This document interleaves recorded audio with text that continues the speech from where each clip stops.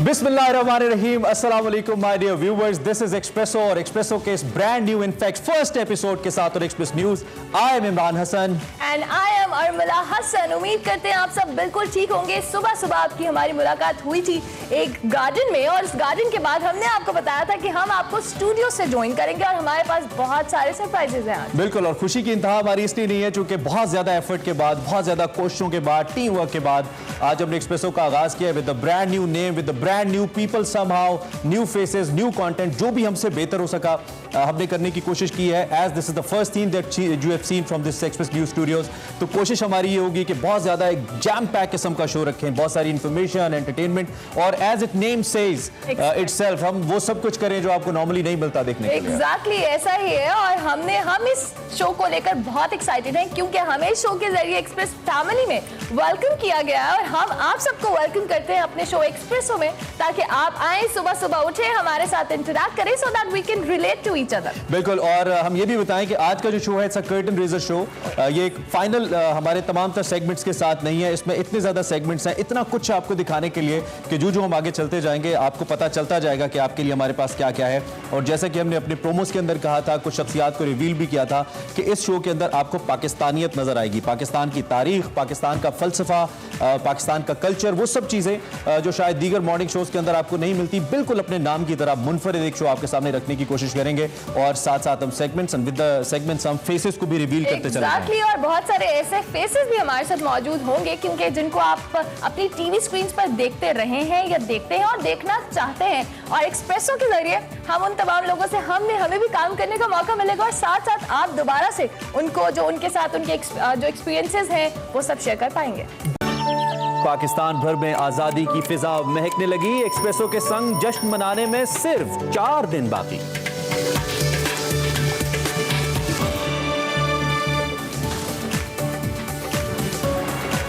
जी बिल्कुल, हेडलाइंस आपने जानी और आज हम इन तमाम हेडलाइंस पे जो हमने आपको बताई है न्यूज़ पे डिस्कशन भी करेंगे, लेकिन उसके साथ साथ जिस तरह से हमने आपको इंट्रो में बताया कि आज हमारे ये कर्टन रेजर शो है, तो इसमें आज हम आपको अपने जो साथी एंकर्स हैं और जो इस शो का हिस्सा हैं उनसे भी इनका तारुफ करवाएंगे। बिल्कुल, और अखबार तो हमारे शो का लाजमी हिस्सा रहेगा सिंस एक्सप्रेसो से एक्सप्रेस करते रहेंगे एक्सप्रेस न्यूज़ के जरिए, लेकिन अखबार की जानिब जाने से पहले सबसे पहले जिस शख्सियत ने हमें स्टूडियोज में ज्वाइन किया हमारी टीम का भी हिस्सा है, and I am really feeling honoured. और मैं इनको कह रहा था कि आप अगर आज पहले शो पे सेट पे हैं तो हमें बहुत अच्छा भी लग रहा है, बड़ा कॉन्फिडेंस भी महसूस हो रहा है, हौसला हो रहा है। नन अदर देन सैयद वसी शाह साहब। ज्यादा तारुफ कराऊंगा नहीं क्योंकि इनको जरूरत नहीं है, हम इनको वेलकम भी करेंगे, खुशामदीद भी कहेंगे। और आई होप वसी शाह साहब अच्छा लग रहा है आपको? बहुत अच्छा लग रहा है और मुझे सच्ची बात यह है कि मैं वो जिसे कहते हैं ना कि जमाने के अंदाज बदले गए, नया रंग है, साज बदले गए। तो मुझे बहुत खुशी हो रही है कि मैं जब आप लोगों की एज में था और जब मैंने काम शुरू किया था तो ना इतनी पेस थी, ना इतनी रवानी थी, ना इतनी एनर्जी थी। सो आप सबके लिए बहुत सारी तालियां। Thank you so much, thank you so much Shah ji, very good, thank you so much. बहुत एनर्जी जो सुबह चाहिए होती है वो भरपूर लोगों को मिलेगी इंशाल्लाह। अल्लाह करे कैसे ये इसको हम साथ लेके चलें। सो बगैर किसी डिलेज के शाह जी हमारे साथ ही हैं, हम साथ रहेंगे और आपके साथ बातचीत करते रहेंगे। सबसे पहले हम देख लेते हैं कि आज के अखबार क्या कहते हैं, आज की एक्सप्रेस और आज की एक्सप्रेस ट्रिब्यून हेडलाइंस। सबसे पहले आगाज कर लेते हैं हम, और सबसे पहले मैं बात कर लेता हूं, मैं एक्सप्रेस रोजनामा एक्सप्रेस की हम बात कर लेते हैं। और इसमें आपको मालूम है आज हमारे पास एक बहुत अच्छी बहुत बड़ी खबर है और वो है जनाब 4 माह का सब्र आजमा इंतजार खत्म, कोरोना वबा को शिकस्त। सियाहती मकामात के बाद होटल, रेस्टोरेंट्स, पार्क समेत तमाम शोबे खुल गए। बिल्कुल, और इसी हवाले से हम अगर बात करें तो ट्रिब्यून के हवाले से भी, ट्रिब्यून की भी एक बड़ी इंपॉर्टेंट स्टोरी है जो कि अफगान लोअर जिरगा के हवाले से एक बड़ी जबरदस्त डेवलपमेंट हुई है। अरमा बताइए। बिल्कुल, अफगान लोअर जिरगा ने संगीन जराइम में मुलव्विस 400 तालिबान कैदियों को रिहा करने की मंजूरी दी है और पेशरफ्त के बाद काबुल हुकूमत और तालिबान के माबैन अमन मुज़ाकरात शुरू होने के इम्कानात भी बढ़ गए हैं। बिल्कुल जनाब, और जैसा कि हमने आपको बताया कि ये आज की एक्सप्रेस टॉप हेडलाइंस हैं, इसी के ऊपर हम बात करेंगे। एंड विद दैट आपको मालूम है कि हम कोशिश करेंगे कि इस पे जो ज़बरदस्त किस्म के तबसरे और तज्ज़िये हैं वो भी हमारे इस प्रोग्राम का हिस्सा रहे, लेकिन हम इसको बहुत ज़्यादा न्यूज़ी करने की कोशिश भी नहीं करेंगे ताकि आप लोगों का जो दिन है वो बेहतर से स्टार्ट हो और बेहतरी से स्टार्ट हो। सो हम बात करें जनाब 4 माह के उस सब्र आजमा इंतजार की जिसके बाद कोरोना वबा को शिकस्त हो गई है। सियासी मकामात के बाद hotels, restaurants, beauty saloons, parks और सिनेमा हॉल समेत तमाम शोबे खुल गए हैं। बिल्कुल, और हुकूमत ने SOPs भी जारी कर दिए। बिल्कुल, और हुकूमती SOPs में यकीनी तौर पर मास्क पहना सबसे इंपॉर्टेंट है। अगर हम थोड़ा सा हिस्टोरिकल पर्सपेक्टिव में देखें तो आज से 4 माह पहले की बात कर लेते हैं। पाकिस्तान में कोरोना का पहला केस 26 फरवरी को सामने आया था, जिसमें कराची के 22 साला याया आफरीदी जब ईरान से कराची पहुंचे थे तो उनमें कोरोना वायरस की तस्दीक हुई थी। कोरोना वबा को कंट्रोल करने के लिए 21 मार्च को लॉकडाउन का ऐलान किया गया। तमाम तालीमी इदारे, तफरी और सियाती मकामात बंद कर दिए गए। वजीर आजम इमरान खान हमेशा से लॉकडाउन के मुखालिफ रहे और मुल्की सतह पर लॉकडाउन की पॉलिसी कुछ हद तक कंफ्यूजन का भी शिकार रही। बिल्कुल, और कभी सख्त लॉकडाउन हुआ और कभी नरम लॉकडाउन हुआ, और ये बात भी होती रही। बिल्कुल, और हॉटस्पॉट वगैरह बंद किए गए, कभी स्मार्ट लॉकडाउन की बात की गई, उसकी पॉलिसी अपनाई गई। लॉकडाउन के मामले पर सिंध और विफाक के दरमियान हमेशा से इख्तिलाफात सामने रहे, अलग अलग पॉलिसी अपनाई गई। ईद उल फितर के बाद कोरोना केसेस में एक इंतहाई रैपिड ग्रोथ हमने देखी और केसेस की तादाद 2 लाख तक पहुंच गई।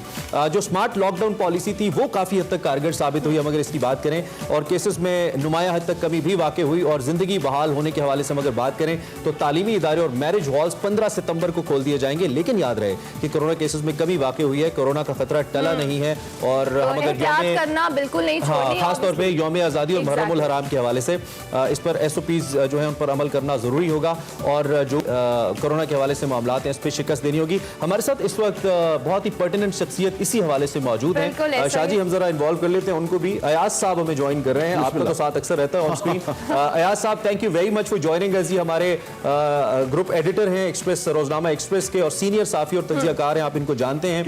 और वैसे भी हमें मालूम है कि अयाज साहब के बगैर एक्सप्रेस की कोई स्टोरी कंप्लीट होती नहीं है। अयाज साहब, बहुत मुबारक हो आपको, एक्सप्रेस न्यूज मॉर्निंग शो का आगाज कर रहा है, और आज जहां भी न्यूज का नाम आता है वहां बात आपके नाम के बगैर हमें अधूरी महसूस होती है। बात करें अगर रोजनामा एक्सप्रेस की तो उसके आप ग्रुप एडिटर हैं। अखबार के बगैर सुबह का आगाज ऐसी लगता है जैसे बंदे ने नाश्ता नहीं किया हुआ। सो आप एक्सप्रेसो में न्यूज पेपर्स और हेडलाइंस पर तजिए का क्या नया अंदाज ला रहे हैं आज साहब? Thank you very much. आपको भी बहुत मुबारक हो। नया शो है, नई सुबह है। मेरे ख्याल में थोड़ा देर हो गई मॉर्निंग शो लाते लाते एक्सप्रेस न्यूज़ को, लेकिन इट्स नेवर टू लेट। आप जब भी आएँ और छा जाएं। एक्सप्रेस का तो हमेशा से ये खासा रहा है। पहली सुबह, पहला शो, इसका हिस्सा बनने पे मुझे याद आ रहा है एक्सप्रेस न्यूज़ का लॉन्च। उसमें मुझे अभी तक याद है कि पहला वो जो उसमें लाइव बुलेटिन हुआ था वो भी मैंने किया था। तो इस हवाले से भी मुझे बड़ी खुशी हो रही है कि इस शो का मैं हिस्सा बन रहा हूँ। अरे जबरदस्त, ये तो बहुत अच्छा आपने बताया। लेकिन उसके साथ साथ कुछ न्यूज़ पे भी अयाज साहब की मौजूदगी का फायदा उठाते हुए हम बात कर लेते हैं कि जो तफरीही मकामात को खोलने का फैसला किया गया, इसको आप किस हवाले से देखते हैं? जी, तफरीही मकामात के हवाले से आपने सवाल पूछा, बड़ा इंपॉर्टेंट सवाल है। आप भी जानते हैं, हमारे नाज़रीन भी जानते हैं कि इमरान खान साहब तो लॉकडाउन के पहले दिन से खिलाफ थे। वो तो चाह रहे थे कारोबारी जिंदगी भी चलता रहे और लोग एहतियात के साथ ये वक्त गुजार लें और हमें लॉकडाउन की जरूरत ना पड़े। लेकिन जाहिर है कुछ और लोग चाह रहे थे लॉकडाउन हो, बहुत प्रेशर प्राइम मिनिस्टर पर डाला और उन्हें लॉकडाउन करना पड़ा। खैर, उसके बाद वो ज़्यादा देर नहीं चला, फिर वो स्मार्ट लॉकडाउन पे आ गए और अब अल्हम्दुलिल्लाह केसेस बहुत कम हैं। लेकिन जैसे ही तफरीही मकामात खुले हैं और जो तस्वीरें हमारे सामने आई हैं, जो वीडियोज़ आई हैं, जो विजुअल्स हमने देखे हैं, वो यकीनन अलार्मिंग है। क्योंकि लोग इस तरह से लग रहा था कि जैसे कोई जेल तोड़ के लोग निकलते हैं और फिर हजूम आपको हर तरफ नजर आ रहा होता है। तो लोग यकीनन तंग भी आए हुए थे। जाहिर है एक अरसा तक तो घरों से बहुत से लोग नहीं निकले, और उसके बाद अगर घरों से निकले भी तो फिर ज़्यादा कहीं दूर नहीं जा सके थे। और अब लोग चूँकि तरसे हुए थे, बिल्कुल इसी तरह जैसे रमज़ान के आखिरी दिनों में बाज़ार खुले थे और आपने रश देखा था, इसी तरह का रश अब मुख्तलिफ मकामात पे नज़र आ रहा है। SOPs जो हुकूमत कहती रही, मैं पहले दिन से कहता रहा कि ये SOPs नहीं, लोगों को बताएं कि एहतियात करनी है आपने, क्योंकि SOPs किस चिड़िया का नाम है और आम बंदे को समझ नहीं आती वो। अच्छा, मुझे लगा कि लोग जैसे तरसे हुए थे, मुझे लगा लोग रमजान में ईद के लिए तरसे हुए थे, ऐसा कहने लगे। अच्छा यार साहब, हमारे साथ सैयद वसी शाह साहब भी मौजूद हैं, और वही साहब आप अगर कुछ पूछना चाहें। मैं थोड़ा सा इससे हट के। अच्छा अयाज भाई, ये बताएं कि जो हेडलाइंस के अंदर ये जो छुपे हकायक होते हैं, जब इस पर तज्जिया किया जाता है तो आवाम के लिए कितना ये मुफीद होता है, कितना इंपॉर्टेंट होता है? हेडलाइन इसलिए इम्पॉर्टेंट होती है कि वो कैच करे रीडर की अटेंशन, और यकीनन बड़ी से शुरू होती है। जैसे लीड की बात करते हैं हम, सबसे बड़ी स्टोरी लीड स्टोरी होती है, और वो स्टोरी ऑफ द डे हम उसको कहते हैं, क्योंकि सबसे इम्पॉर्टेंट स्टोरी होती है।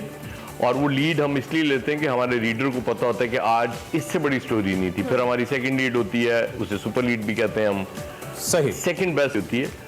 लेकिन ये ज़रूरी नहीं है कि ये दो खबरें ही बहुत ज़्यादा अट्रैक्ट करें रीडर को। बाज़ दफ़ा एक सिंगल कॉलम स्टोरी होती है बहुत ऐसा। बिल्कुल, बहुत शुक्रिया। एक तो आपने हमें बड़ा डिटेल में बताया और ये हमारी ऑब्वियसली पहली नशिस्त है, आखिरी नहीं है। इंशाल्लाह ज़रूर आपको हम तंग करते रहेंगे, सुबह के टाइम उठाते रहेंगे और आपको दोबारा आपका तजिया प्रोग्राम में शामिल करते रहेंगे। एंड वी होप कि एक्सप्रेसो भी आपके न्यूज़पेपर में जगह बनाता रहेगा। बिल्कुल ऐसा ही है इमरान, और इसके साथ साथ मैं हमेशा कहती हूँ कि जिंदगी में ब्रेक बहुत जरूरी है, लेकिन जो हम शो करते हैं और तो प्रोग्राम करते हैं, हाँ बिल्कुल ब्रेक लेते हैं। ब्रेक के बाद हाजिर होंगे। Stay tune to Expresso. उम्मीद करते हैं कि आपकी सुबह का आगाज भी बहुत अच्छा हुआ होगा। और इस्लामाबाद का वेदर देख के इमरान, अक्सर मैं सोचती हूँ कि इस्लामाबाद के लोग कितने लकी हैं कि उनको काफी हद तक बहुत टाइम से ये अच्छा वेदर देखने को मिलता है। मौसम की हद तक इस्लामाबाद के हालात काफी अच्छे रहते हैं। हम मौसमी हालात की बात करें, लेकिन अगर सियासी मौसम की बात करें तो वो अक्सर उसमें गरज चमक होती रहती है, कभी कभी बारिश भी हो जाती है, तूफान भी आ जाते हैं। खैर, कुछ हमारे इस सेगमेंट के अंदर इसी तरह की सियासी बात भी करेंगे, थोड़ा पॉलिटिकल एंगल भी रखेंगे। इस ऑन एक्सप्रेस न्यूज और एक्सप्रेसो है तो पॉलिटिक्स के हवाले से बात करना बहुत जरूरी है और आपको सुबह सुबह अच्छा भी लगता है मगर सियासत की बात करते हैं। सबसे पहले जनाब इस सेगमेंट के अंदर हम इंट्रोड्यूस करवा देते हैं, हमें वफाकी वजीर बराए science and technology Fawad Chaudhry sahab join कर रहे हैं। पाकिस्तान तहरीक इंसाफ के अगर कहा जाए कि सबसे ज्यादा एस्टैब्लिश्ड मीडिया फेसेस में से हैं तो गलत नहीं होगा, और उसके अलावा कुछ चीजों को लेकर बड़े हार्ड लाइनर भी हैं, बड़े क्लियर भी हैं पॉलिसी मैटर्स को लेकर। सो हमने सोचा कि हमारे पहले शो के अंदर हम फवाद साहब को कहेंगे कि वो हमें वेलकम करें, हम उनको वेलकम करें और ये साथ आगे चलता रहे। फवाद साहब, formal welcome, thank you very much for joining espresso. सिर्फ ये बता दीजिए कि आपको कैसा लग रहा है, हम दीगर मेहमानों से तारुफ के बाद में वापस आ जाएंगे। How are you feeling being Expresso as the first guest today?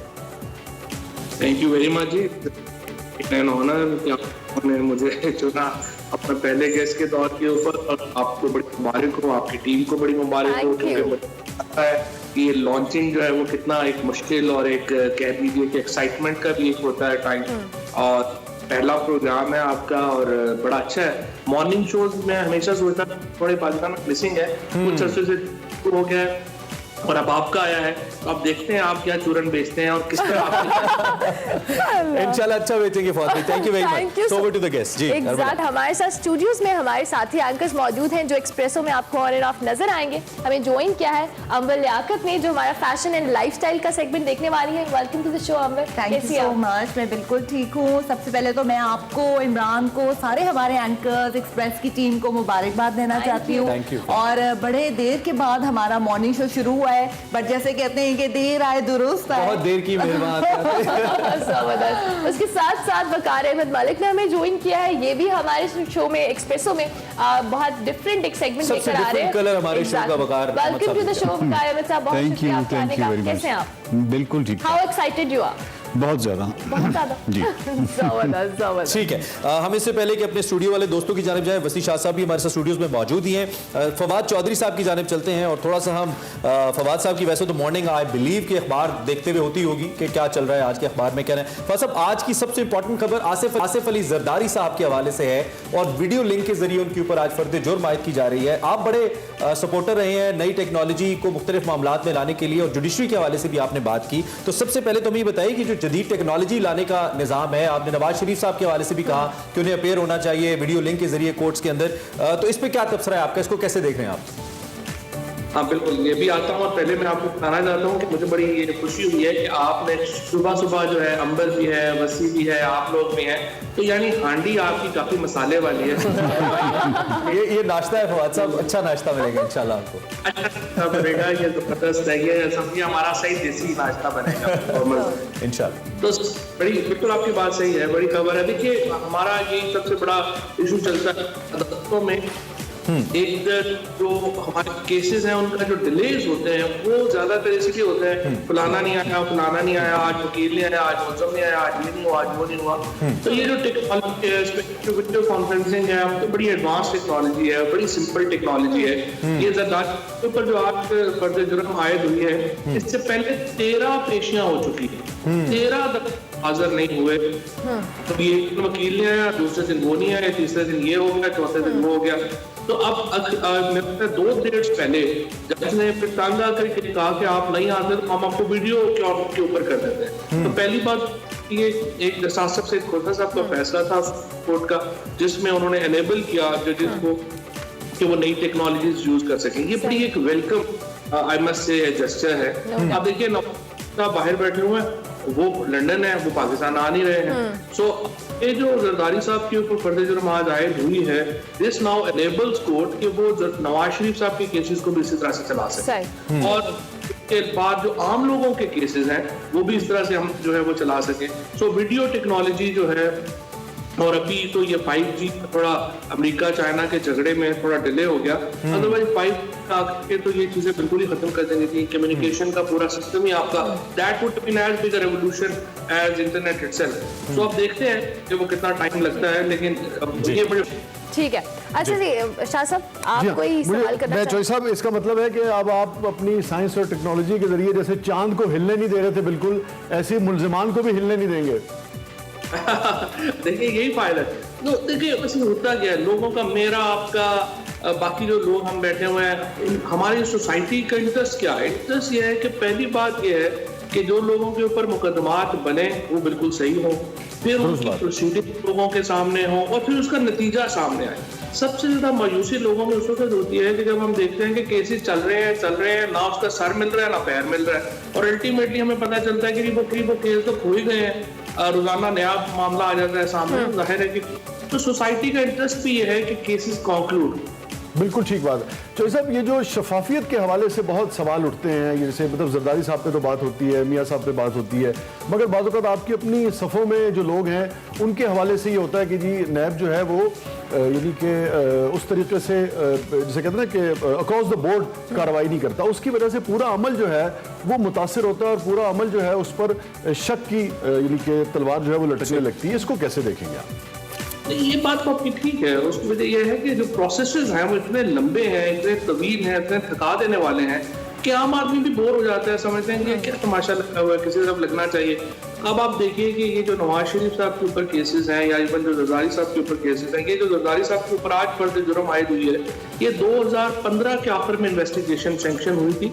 Chaudhary Nisar साहब वज़ीर दाखिला थे, राइट, और बाद अब आज 5 साल लगे हैं इनको तकरीबन। ठीक है फौज साहब, thank you so much for your, अगर आप इजाजत दें जरूर, हमारे पास टाइम बहुत कम है, टाइम इज टू शॉर्ट। मैं चौधरी साहब इसलिए कि वो आपका ऊपर से आवाज आ रही है, ओके फौज साहब, इंशाल्लाह दोबारा आपको मदद करेंगे, एंगेज करेंगे, और जरूर कोशिश करेंगे कि आपके पेरेंट्स होती रहे हमारे पास। Thank you very much once again for being, thank you very much for joining. Ambar, मैं जल्दी से आपसे भी सवाल कर लेती हूँ कि आप अपने सेगमेंट के हवाले से थोड़ा सा बताएं। वैसे तो आप एक्सप्रेस ट्रिब्यून में भी फैशन एंड लाइफस्टाइल देखती हैं, लेकिन आज हमारे शो में अपने सेगमेंट के हवाले से बताइए। अच्छा, हमारा जो सेगमेंट है वो फैशन और लाइफस्टाइल को लेके होगा। क्या फैशन में ट्रेंड है, क्या बाहर जा रहे हैं? आपने देखा होगा कोरोना में सिर्फ फैशन था जिसने कॉम्प्रोमाइज नहीं किया, क्योंकि जैसी ईद या कोई ओकेजन आता है तो ऑब्वियसली सब लाइफस्टाइल और फैशन के पीछे जाते हैं। सो विल बी हम देखेंगे कि क्या चीज़ जो है वो ट्रेंड कर रही है पाकिस्तान में, कि अब शादियों का भी सीजन शुरू होने लगा है, हॉल्स भी खुलने लगे हैं, मैरिज हॉल्स इन सितंबर। हाँ बिल्कुल। सो दुल्हन दूल्हा, उनके घर वाले, और देखते हैं कि अब क्या नया फैशन आ रहा है। We are excited for that. Thank you Ambar. अभी हम आपसे और भी डिस्कशन करेंगे, लेकिन अभी हम एक ब्रेक लेनी है। ब्रेक के बाद हाजिर होंगे, आप देखते रहिए एक्सप्रेसो। की आमद का सिलसिला जारी है। सिंसार इस फर्स्ट एपिसोड। इस वक्त हमें खालिद मकबूल सिद्दीकी साहब ज्वाइन कर रहे हैं, मरकजी रहनुमा हैं, पहले फेडरल मिनिस्टर भी थे। सिद्दीकी साहब, एक तो आपको वेलकम करते हैं। बिल्कुल शार्प एक मैं आपका इनपुट लेना चाहूंगा। एक तो कराची की हालिया बारिशों के हवाले से इससे निपटने का हल क्या है, जो सूरत हाल हुई, नंबर 1, और इसके साथ साथ ये भी हमें बता दीजिए कि जो भी एक्सप्रेस न्यूज के देखने वाले इस वक्त आपको हमें देख रहे हैं, उनके लिए कोई बात, कोई मैसेज अर्ली मॉर्निंग आप देना चाहें। जनाब, हल कोई भी आर्जी हल कराची के लिए मसले का हल नहीं है। आर्टिकल 140A के तहत पाकिस्तान का आइन जिस तरह के बल्दियाती निज़ाम का तकाजा करता है, जब तक उस तरह का बल्दियाती निज़ाम नहीं आएगा, कराची के मसले हल नहीं होंगे। कराची में आज जितना भी है और जैसा भी है, जितना भी तरक्याती काम नज़र आएगा, जो भी बड़ा मंसूबा नज़र आएगा, उसकी अदवार में है जब एमक्यूएम के पास कराची का मैंडेट होने के साथ साथ इख्तियार भी रहा है। एमक्यूएम ने तो 1988 में ही पहले बल्दिया में आने के पहले साल में ही पूरे साउथ ईस्ट एशिया का पहला मास ट्रांजिट वर्ल्ड बैंक से मंजूर करवा लिया था। एक्सप्रेस न्यूज़ के लिए दुआगो भी हूँ और मुझे उम्मीद भी है कि एक ऐसे मॉर्निंग शो का आगाज़ करेगा जो पाकिस्तान में हकीकी शहर के लिए पेशखीमा राइट सिद्दीकी साहब। Thank you very much. अभी हम ब्रेक लेंगे, ब्रेक के बाद हाजिर होंगे। आप देखते रहिए एक्सप्रेसो।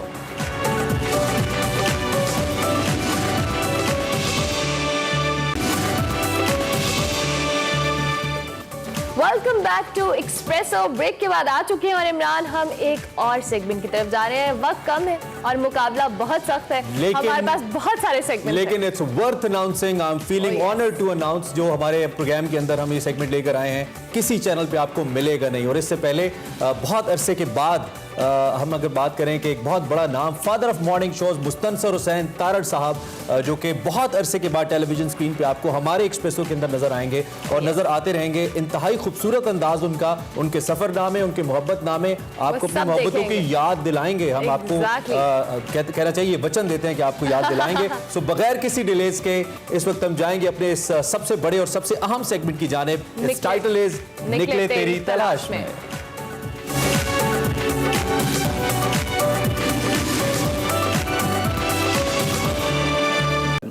मुस्तफ़ा ज़ैदी के एक मिसरे से रेत की दीवारों से बना था प्यार का पहला शहर। ये नावल मैंने टोटल 12 रोज़ में लिखा था। एमरजेंसी में लिखा था, ज़्यादा सीरियसली नहीं लिखा था। मुझे पैसे की ज़रूरत थी तो धनक के सरवर सुगेरा को मैंने कहा कि भाई आप कुछ ओ करते हैं मुझे पैसे, तो मैंने निकलना है 75 की बात।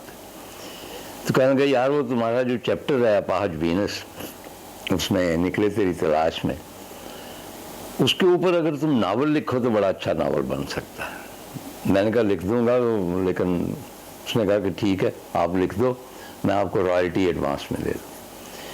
चुनांचे मैंने वही उर्दू बाज़ार से वो मतलब रजिस्टर ख़रीदे और बेसिक कहानी अपाहज वीनस जो है वो है, उसमें मैंने मुख्तलिफ कैरेक्टर्स ऐड किए और वो 12 दिन में मैंने लिखा और उसके हवाले किया। और मुझे चंदा परवाह न थी कि भाई ये शाया होगा या नहीं, मुझे पैसों की ज़रूरत थी क्योंकि मैंने बैरूत जाना था, तो मैं चला गया। बात और किस्सा मुख्तसर कि उसके बाद जब ये शाया होना शुरू हुआ है तो अगेन उसमें यही मैं कहता हूँ कि कोई ना कोई ऐसी चीज़ थी, कोई सादगी थी, कोई मासूमियत थी, कोई सेंसिबिलिटी ऐसी थी जिससे लोग आगाह तो थे लेकिन उन्होंने कभी महसूस नहीं की मोहब्बत के हवाले से कि वो बहुत बहुत ज़्यादा पड़ा गया। और मैं कहा करता था कि मेरे किचन का आधा खर्चा जो है वो प्यार का पहला शहर की रॉयल्टी से चलता है। अब मुझे याद है कि नियाज़ साहब एक रोज़ कहने लगे, क्योंकि ये बहुत पॉपुलर नावल था और मुझे कुछ ज़्यादा फ़ख्र नहीं होता था क्योंकि इतना सीरियस नावल था नहीं हो। मैं ज़्यादा चाहता था कि लोग फाख्ता के ऊपर, पखेरू के ऊपर तवज्जो दें, लेकिन रीडर को आप गाइड नहीं कर सकते। चुनाचे उन्होंने कहा कि आप एक और नावल लिखें इसी तरह का और उसका नाम रखें प्यार का दूसरा शहर। और जाहिर है कि अब मैं शादीशुदा हो चुका था, बच्चों वाला हो चुका था, तो मैंने कहा था कि नियाज़ साहब प्यार का पहला शहर लिखने के लिए मुझे उतना ही मासूम होना पड़ेगा जो अब मैं नहीं हो सकता, मैं मासूम नहीं रहा। उतना ही कच्चा होना पड़ेगा, उतना ही जज्बाती होना पड़ेगा, उतना बेवकूफ़ होना पड़ेगा। और वो जो लावालीपन है नौजवानी का जिसमें आप कुछ कैलकुलेट नहीं करते, जो दिल में आता है कर गुजरते हैं, बाद में पछताते भी हैं, वो सारा कुछ दरकार है, वो तो रुखसत हो चुका। मैं तो अब एक चालाक, इंटेलिजेंट और कैलकुलेट करने वाला शख्स हो गया हूँ, तो प्यार का पहला शहर मैं दोबारा नहीं लिख सकता। इसमें क्या तिलिस्म है, क्या इसमें सिलसिले हैं, वो मैं नहीं जान सकता। ये जिस तरह मैंने एक दफ़ा सादकान से पूछा, मैंने कहा सादकान साहब ये जो शाकार होते हैं कि ये आप सोचते हैं कि मैं ये एक शाकार तख्लीक कर रहा हूँ? कहने लगे नहीं मियाँ, ये जो शाकार होते हैं ना ये तो धुप्पल में बन जाते हैं। अब मुझे नहीं पता धुप्पल क्या होता, मेरा ख्याल धुप्पल का मतलब ये है कि बस ये हो जाता है। तो प्यार का पहले शहर भी जो था ना, ये बस 2 पल में ही लिखा गया। बहुत शुक्रिया, आपने बहुत ही खूबसूरत तारुफ करवाया है प्यार का पहला शहर का। लेकिन ये जो तारुफ था तो बहुत खूबसूरत, लेकिन ये किताब से बाहर का था और हमने किताब के अंदर से आपसे सवालात पूछने हैं। मेरा पहला सवाल ये है कि प्यार का पहला शहर जो है उसका अंजाम बड़ा दर्दनाक है और जिसने पढ़ा है उसके दिमाग से चिपक कर रह गया। ये इख्तिताम कुछ नरम नहीं हो सकता था? मेरा मतलब है कि कम से कम पास्कल जो है वो स्टेशन पर गिर ना जाती। देखिए, उसमें बेसिकली ये है कि भाई एक नावल है, नावल को की कुछ रिक्वायरमेंट्स होती हैं। ठीक है, बिल्कुल। उसमें सिर्फ अगर मैं सिर्फ ये लिख देता, फर्ज कीजिए कि पास्कल आई, वो मुझे मिलके चली गई, तो ये तो उसका कोई इख्तिताम नहीं होता। ठीक है। लेकिन उसके जो नीम पहाजपन है, उसका जो एक फाइनल उसकी लाचारगी है, वो उसके गिरने से जाहिर होती है। ठीक है। अच्छा, इस नावल के हवाले से जो रिएक्शन है वो पब्लिक के, वो अजीबोगरीब हुए। अच्छा। यानी उन जमानों में मुझे खत आया करते थे बाकायदा, और उसमें 1-2 ऐसे थे बड़ी सीरियसली मुझे गजन पहुंचाने की धमकियां थी कि आप इसका एंड तब्दील करें। सही। लोग इतने इन्वॉल्व हो गए पास्कल के किरदार के हवाले से कि भाई वो चाहते थे कि, अभी मैं तज़किरा करता था अम्मार मसूद का जी, कि उनकी जो अहलिया थी तो वो देख नहीं सकती थी, तो जब उन्होंने वो प्यार का पहला शहर उनको पढ़ के सुनाया और वो राब्ते का एक ज़रिया उनके यहाँ बना। इसी तरह मैं एक शादी ऑनलाइन प्रोग्राम करता था, तो उसमें 3 पोलियो ज़दा लड़कियाँ आई, जवान थी, वेरी प्रिटी, काम करती थी, एमए वगैरह किया हुआ। तो मैंने उनसे पूछा कि आपके नाम क्या है, तो उन्होंने कहा जी हमारे नाम पास्कल। अच्छा। कि जितनी भी इस तरह लड़कियां होती हैं, कोई ना कोई उनमें खामी रह जाती है अल्लाह ताला की तरफ से, तो उनको लोगों ने पास्कल कहना शुरू कर दिया। इस किताब में हीरो है सन्नान। अच्छा, सन्नान की जो किताब के मुसन्निफ के साथ एक मुमासलत है, क्या उसको इत्तफाकिया लिया जाए? ये नहीं इत्तफाकिया नहीं, क्योंकि अपाहज वीनस जो है, निकले तेरी तलाश में का चैप्टर, वो तो मैं खुद हूँ। अब उसमें चूंकि मैंने उसको नावल की सूरत देना था, उसमें और भी कैरेक्टर उसमें इंट्रोड्यूस करने थे, तो उसमें वो मैं नहीं हो सकता था, उसमें कोई और कैरेक्टर हो सकता था, लेकिन उसको आप कह लें कि ये सेमी ऑटोबायोग्राफिकल। इसका मतलब ये है कि जो नावल की जो सिचुएशन है, आपने नावल की सिचुएशन के लिए वो जो पास्कल स्टेशन पे गिरती है, तो वो एक मंजर कशी की है, हकीकत में ऐसा नहीं है। तकरीबन हाँ, जबरदस्त। बल्कि मुझ पे इतराज हुआ कि जी आप उसको छोड़ के क्यों चले आए। तो मैंने कहा भाई मैं अगर ना आता तो फिर प्यार का पहला शायर तो ना लिखता, मैं वहीं बैठा होता। लेकिन इसमें एक इंटरेस्टिंग बात ये कि मेरा बेटा सुमैर कैपरी के जजीरे पे गया, तो वहाँ पे एम्बेसी का एक सफारतकार उसके दोस्त थे, तो उनके साथ, तो सामने से एक बुढ़िया आ रही थी, कुबड़ी, बहुत बूढ़ी, तो हाथ में, तो उसने कहा कि सुमैर वो तुम्हारे अब्बू की जो पास्कल है ना वो चली आ रही, क्योंकि जाहिर है तो वो अब इसी उम्र की होगी जिस उम्र का मैं। तो सर ये जो एक शरारती से सवाल पूछूं, आपकी लाइब्रेरी में एक नावल है हंचबैक ऑफ नोटर डेम, जिसके सर वर्क पर किसी ने पेन से लिखा हो कि प्यारे शहजादे के नाम बदसूरत लोगों को भी मोहब्बत ऐसे जज्बे की चाहत होती है, मगर उनका दिल इस बात को नहीं मानता कि वो सिर्फ इस वजह से मोहब्बत से महरूम कर दिए जाएं।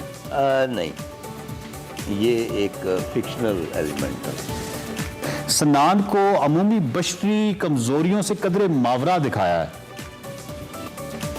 थोड़ा सा नहीं, बहुत ज्यादा मावरा दिखाया। हमारा मुआशरा जिस नौयत का था अब भी है, आप देख सकते हैं। अब रिसेंटली उन्होंने कुछ 100 किताबें बैन कर दी। सर ये जो सन्नान का किरदार है, मतलब ये ऐसा है कि जैसे दामन निचोड़ दे तो फरिश्ते वुजू करें, कुछ इस तरह का किरदार है।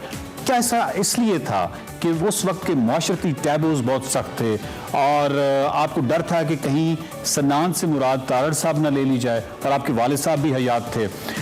तो मतलब आप तो सरजनिश के खौफ के बायस सन्नान को अमूमी बशरी कमजोरियों से कदरे मावरा दिखाया है। थोड़ा सा नहीं, बहुत ज़्यादा मामला दिखाया। हमारा मुआशरा जिस नौयत का था अब भी है, आप देख सकते हैं। अब रिसेंटली उन्होंने कुछ 100 किताबें बैन कर दी कि इसमें फलां चीज़ की तस्वीर है, इसमें हम बहुत एक टनल भी है ना हमारा एक बारीक सा, उसके इर्द गिर्द हमें कुछ दिखाई नहीं देता। तो बाहर तार आपने उसी सोसाइटी में रहना होता है और आपने एहतियात करनी होती है बहुत सारी चीज़ों की। बिल्कुल सही कि उसके ऊपर मतलब है कि क्योंकि आप इंडिविजुअली नहीं रह सकते। एक इस तरह का इंसिडेंट हुआ था तो मेरी हमशीरा ने बहुत शिकायत की थी कि भाईजान ठीक है आप राइटर हैं, बड़े राइटर हैं, ये है वो है, लेकिन आपको ये भी सोचना चाहिए कि हम आपके हवाले से आपका ख़ानदान पहचाना जाता है और जो कुछ आप कहते हैं लोग उसे सच जान के हमें परखते हैं उस हिसाब से। तो आपको ये भी देखना पड़ता है जी, ठीक है, कि आपकी फैमिली इफेक्ट ना हो आपकी। फिर आहिस्ता आहिस्ता ये हिजाब उठता चला जाता है। मतलब मेरे नावलों में वो हिजाब नहीं है जी। एक तो ये है कि मुझे को थोड़ी सी जिसे कहते हैं कि वो क्राफ्ट आ गई है कि जिस तरह मैं जो चीज़ कहना चाहता हूँ वो मैं कह भी जाता हूँ, बिल्कुल, और उसके ऊपर अंगुष्ठ नुमाई भी नहीं हो सकती। लेकिन डेफिनेटली अगर मैं अपने सफ़रनामे जो है या इवन नावल अगर यहाँ बैठ कर ना लिखता, यूरोप या अमेरिका में लिखता, तो डेफिनेटली जिस तरह आपने क्या कि इंसानी कौन सी मावरा है, बशरी कमजोरियों से मावरा, हाँ उसमें तमाम तर बशरी कमजोरियाँ मौजूद होती हैं। अच्छा सर, प्यार का पहला शहर जो है वो मैमूना के नाम है, तो मैं ये पूछना चाहता हूँ कि क्या मैमूना उस वक्त आपकी ज़िंदगी में दाखिल हो चुकी थी या ये बाद में आपने मैमूना के नाम की कोई सेफ साइड पर रहने के लिए? नहीं, बाद में नहीं कि ये पहले ही उनके नाम थी, ये मैंने पेशगी ज़रा बंदोबस्त कर लिया था।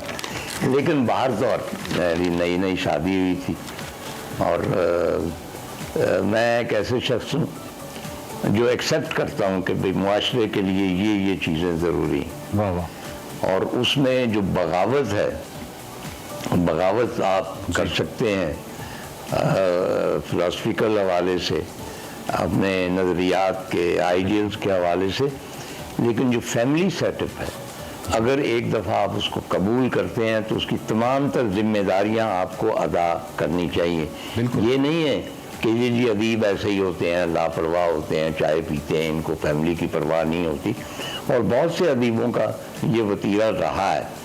चुनांचे मुझे अपनी बेगम की मैं ताज़ीम करता था, क्योंकि शादी के बाद तो मोहब्बत नहीं की जाती, अब जाके हो गई। अब मुझे यही मुसीबत पड़ी हुई कि लोग मेरी किताबें पढ़ते हैं तो कहते हैं आखिरी उम्र में जाके आपको बेगम से मोहब्बत हो गई। मैंने कहा यार आप कहीं भी चैन नहीं लेने देते। तो आपने एक प्रोग्राम में अशफाक अहमद को मोहब्बत का मास्टर अदीब करार दिया था। प्यार का पहला शायर पढ़ने वालों को इल्म हो जाता है कि इस मोहब्बत स्कूल के 2 मास्टर्स हैं, एक अशफाक अहमद और एक मुस्तनसर हुसैन तारड़।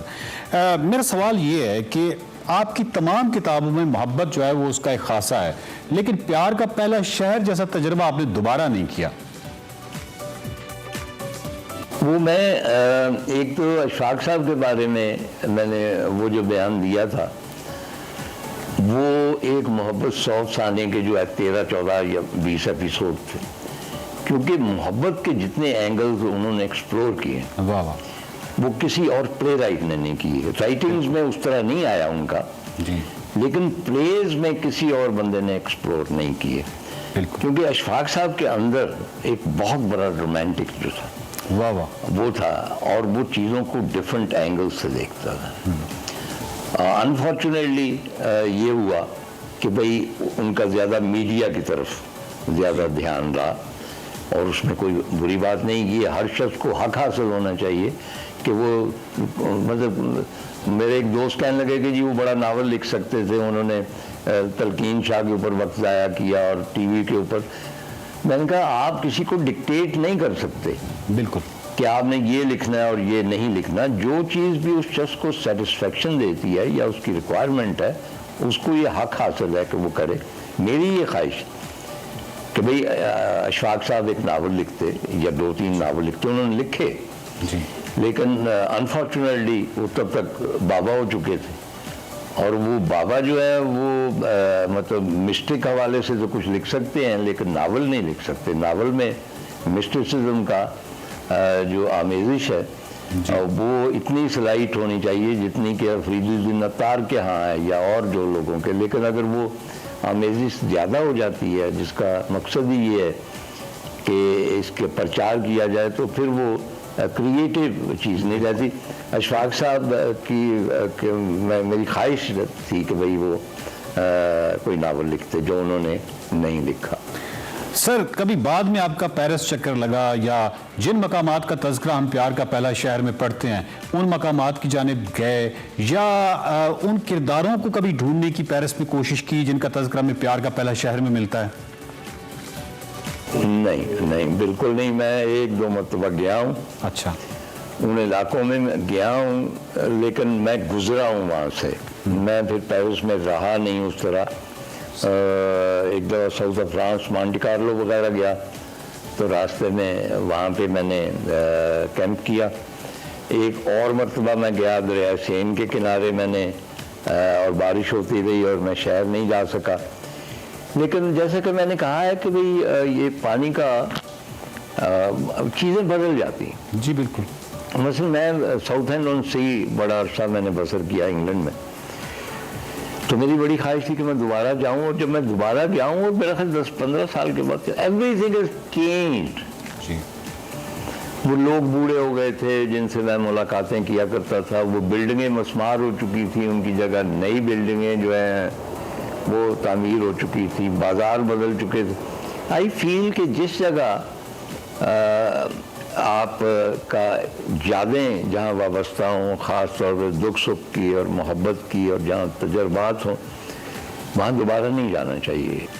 मेरे पास जो इस वक्त प्यार का पहला शहर है, इसके ऊपर लिखा हुआ है कि इसका 75th एडिशन है। ये शायद आपकी पहली एक ही किताब है तमाम किताबों में से, सिर्फ ये किताब है जिसके ऊपर 75th एडिशन लिखा हुआ है। आपकी किसी किताब के ऊपर एडिशन नंबर नहीं लिखा होता। रिसर्चर्स के लिए भी प्रॉब्लम होती है, तो मतलब कोई ख़ास वजह है? हाँ, ये डेफिनेटली एक प्रॉब्लम है कि वो जब एडिशन मेरे आए, मुझे याद है कि शायद यूनिवर्स में अजनबी का 7वां एडिशन था, जो सही जो भी था सही, और इस तरह प्यार का पहले शायर का कोई 20वां था। तो मेरी बीवी ने ये कहा था, उसने कहा था कि भाई आपके पहले ही बहुत हैं हसद करने वाले, तो प्लीज़ उनकी ज़िंदगी ज़्यादा अजीर्ण ना करें, तो बेहतर है कि आप एडिशन इसमें ना दिया करें। और दूसरी बात जो वो उसको है, उसमें थोड़ा सा किस तरह नज़र लग जाती है। नजर लग जाती है। बात हो रही है प्यार के पहले शहर की। प्यार के पहले शहर की सैर वकार मलिक ने आपको कराई। वकार मलिक इसी किस्म के इंट्रोज, बुक इंट्रोज और बहुत सारी दिलचस्प बातों के साथ आपके साथ आते रहेंगे। ये पहला एपिसोड था वकार मलिक और मुस्तनसर हुसैन तारड़ द लेजेंड के साथ एक्सप्रेसो का। बिल्कुल ऐसा ही है। और इसके साथ साथ हमारी फिटनेस एक्सपर्ट खुशी भट्ट भी कल से हमें फिटनेस के लिए टिप्स देंगी। वेलकम टू द शो खुशी। इंशाल्लाह आपसे कल हम प्रॉपर्ली एक्सरसाइज सीखना भी शुरू करेंगे और हम सिखाना भी शुरू करेंगे। हाँ, आप सबका शुक्रिया अदा करेंगे। Thank you very much for joining अस। बहुत मजा आया। आज पहली एपिसोड थी, हम सब बहुत एक्साइटेड थे इस एपिसोड को लेकर, और हमारे सेट पर सुबह से रौनक लगी हुई थी। बिल्कुल, और थोड़ा सा कुछ जल्दी का सामान जरूर था, लेकिन ये जल्दी का सामान हमेशा नहीं रहेगा। इससे सिर्फ आप एक बात का अंदाजा लगाइएगा कि हमारे पास कितना कुछ है आपको दिखाने के लिए, और जितना कुछ है ये शायद उसका कुछ आधा भी नहीं है। और मैं ये समझता हूं कि आप जितने लोग भी हमें देख रहे हैं वो हमारे साथ रहें। टाइम हमारे पास बिल्कुल कम है। पाकिस्तान के लिए सिर्फ 2 लाइंस हम कहना चाहेंगे, बल्कि हम गुनगुनाना चाहेंगे। इमरान, सोहनी धरती अल्लाह रखे, कदम कदम आबाद, कदम कदम आबाद तुझे, कदम कदम आबाद तुझे। Lots of love, prayers for all of you. Have a very good day and keep watching Expresso till tomorrow. अल्लाह ने के बानो मेहरबान।